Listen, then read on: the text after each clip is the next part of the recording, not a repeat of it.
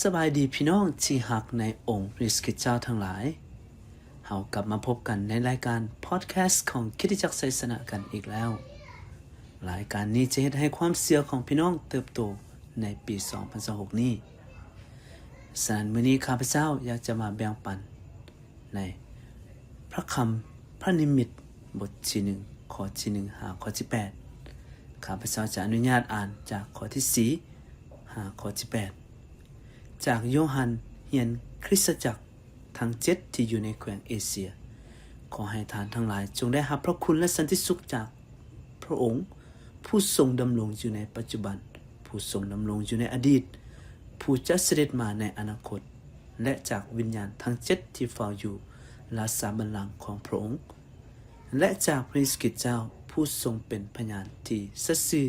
และทรงเป็นผู้ทำอิฐที่ได้เป็นคืนมาจากความตาย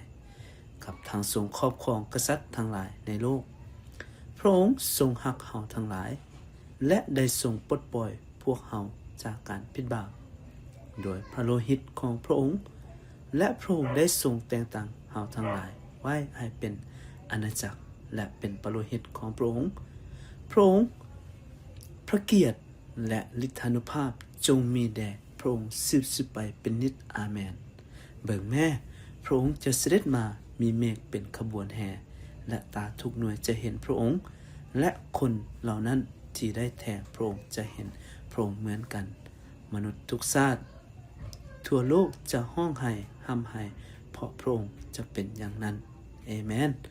องค์พระผู้เป็นเจ้าพระเจ้าทรงดำรงอยู่ในปัจจุบัน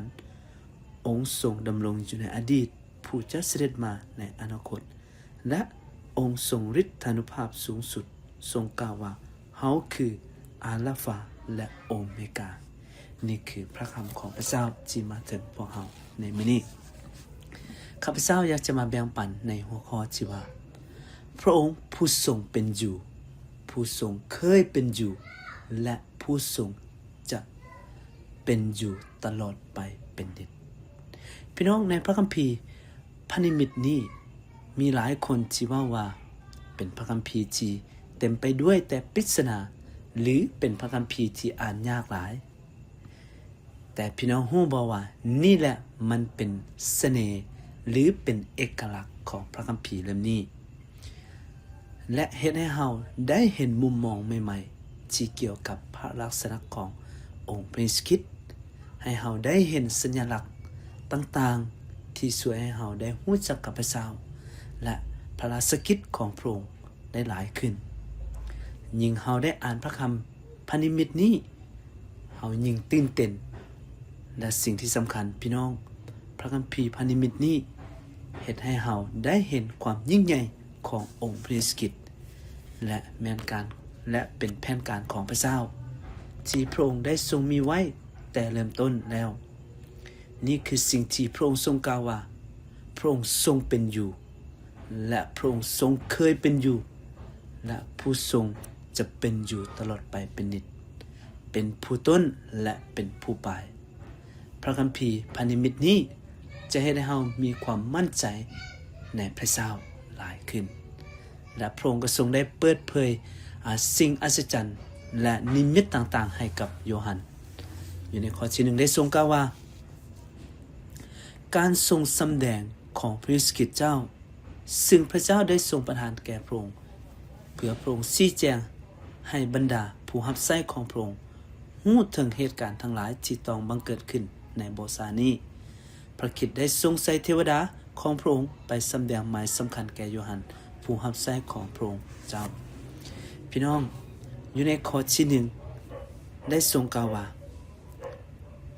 พระเจ้าได้สำแดงให้กับโยฮันนิมิตนี้ให้กับโยฮันคำถามของข้าพเจ้าก็คือว่ามื้อนี้พระเจ้าได้สำแดงนิมิตอย่างให้แก่กับเจ้าพระเจ้าได้แสดงได้เปิดเผยนิมิตส่วนใดให้กับพี่น้องทั้งหลายหรือว่าเป็นสิ่งที่พิเศษหรือเวลาพี่น้องฟังพระคำอ่านพระคำฟังบทเทศนา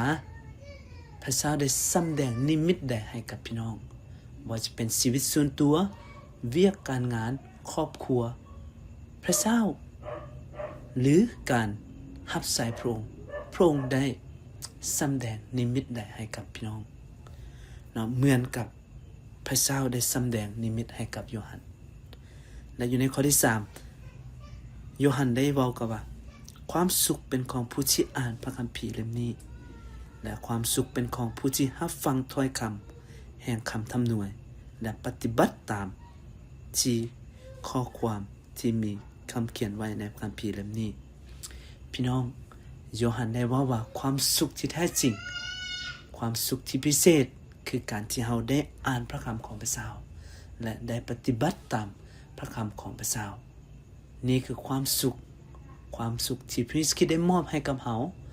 และเป็นความสุขที่โลกบ่สามารถให้กับเราเอเมนบ่พี่น้องและอยู่ในข้อที่4โยฮันได้กล่าวอีกต่อไปว่าจากโยฮันเขียนคริสตจักรทั้ง7ที่อยู่ในแคว้นเอเชียเราจะเห็นอยู่ในนี้เป็นเลข7เลข7หมายความว่าเลขที่ครบถ้วนหมายความว่าจะขยายราชอาณาจักรของพระเจ้าพระคริสต์คริสตจักรของพระเจ้าจะขยายไปทั่วแคว้นพี่น้องอันนี้คือเราจะเห็นว่าพระองค์ทรงเป็นผู้ดำรงอยู่ในปัจจุบันผู้ทรงดำรงอยู่ในอดีตและผู้จะเสด็จมาในอนาคตและก็ได้เว้าถึงพระวิญญาณบริสุทธิ์ที่อยู่ทรงหน้าราชบัลลังก์ของพระองค์อีกอยู่ในข้อที่5ก็ได้ว่าถึงพระคริสต์จากพระคริสต์ผู้ทรงเป็นพยานเราจะเห็นอยู่ในนี้3อย่างพระองค์เป็นพยานที่สัตย์ซื่อและเป็นผู้ทำอิฐที่ได้ฟื้นขึ้นมาจากความตายและพระองค์จะทรงครอบครองกษัตริย์ทั่วโลกนี้ว้าวนี่คือคำทำนายที่มาถึงในชีวิตของพวกเราพี่น้องเราจะเห็นได้ชัดเจนว่าพระคริสต์และนอกจากนั้นแล้วพระองค์ยังทรงว่าในข้อที่5ว่าพระองค์ทรงฮักเราทั้งหลายและได้ทรงปลดปล่อยพวกเราออกจากความผิดบาปโดยพระโลหิตของพระองค์มื้อนี้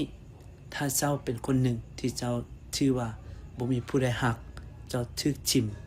แต่ข้าพเจ้าอยากบอกให้พี่น้องรู้ว่าพระองค์ทรงฮักเจ้าหลายและพระองค์ได้ปลดปล่อยพวกเราออกจากความผิดบาป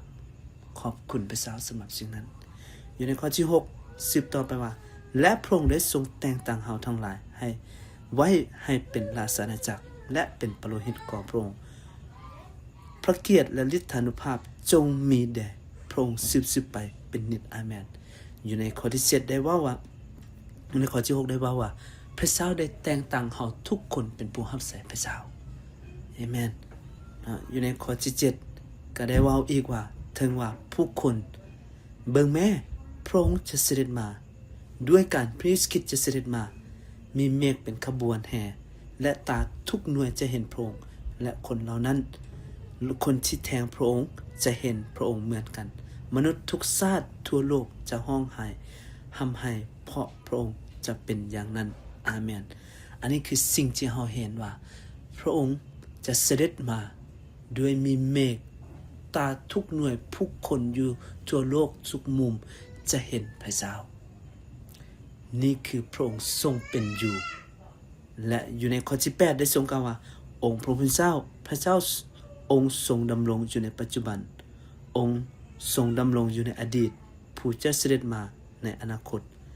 และองค์ทรงฤทธานุภาพสูงสุดทรงกล่าวว่าเฮาคืออัลฟาและโอเมกาทั้งหมดทั้งมวลพระคริสต์ทรงเป็นพระเจ้าผู้ที่ทรงเป็นอยู่และยังคงเป็นอยู่และจะทรงเป็นอยู่ในอดีตและในอนาคตสืบไปเป็นนิจพี่น้องมื้อนี้คำถามที่ข้าพเจ้าอยากจะมอบถามกับทุกคนว่ามื้อนี้เจ้าได้รับพระคริสต์เข้ามาในชีวิตแล้วบ่เจ้าได้ให้พระคริสต์ได้สำแดงนิมิตให้กับเจ้าและชีวิตของเจ้าแล้วบ่พระคริสต์พระองค์ทรงเป็นอัลฟาและโอเมกาเบื้องต้นและเบื้องปลายดำรงสืบไปเป็นนิจเอเมนร่วมใจกันอธิษฐานพระเจ้าผู้ลูกขอบคุณพระองค์ที่พระคริสต์ทรงเป็นอัลฟาและโอเมกาเบื้องต้นและเบื้องปลายพระองค์จะทรงเป็นกษัตริย์ที่ครอบครองท ทุกยุคทุกสมัยในชีวิตของพวกลูกขอบคุณพระองค์พระเจ้าที่พระองค์ทรงหักพวกลูกและได้ปลดปล่อยพวกลูกออกจากความบาปพวกลูกจึงอธิษฐานในพระนามองค์พระมิสกิเจ้าเอเมนเอเมนเอเมนขอพระเจ้าอวยพรพี่น้องมาทุกคน